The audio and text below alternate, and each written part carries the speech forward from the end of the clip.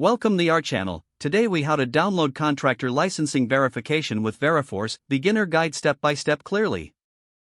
To download contractor licensing verification with Veriforce, start by opening your web browser. Navigate to the official Veriforce website. Locate the login section, usually found at the top right corner of the home page. Enter your credentials in the appropriate fields. If you do not have an account, select the option to create a new account. Follow the prompts to complete the registration process. Once logged in, look for the Contractor Licensing tab in the main menu. Click on it to access licensing verification options. You will see a search bar where you can input the contractor's name or license number. Fill in the necessary information and hit the search button. Review the search results that appear on the screen. Select the contractor you wish to verify from the list. You will be directed to the contractor's detailed licensing information. Look for the download option, typically found near the contractor's profile. Click on the download link to begin the process. Choose your desired file format if prompted.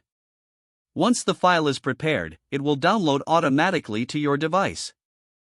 Check your Downloads folder to locate the downloaded verification document. Ensure that the document opens successfully and contains the correct information.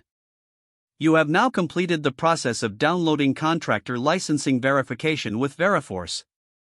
If the page does not load, refresh the browser or try again in a private or incognito window. Make sure you are using the correct email address, then retype it carefully to avoid small typos. If your password is not accepted, use the reset option and create a new strong password you can remember. Check your spam folder for verification or security emails, then complete any requested confirmation steps.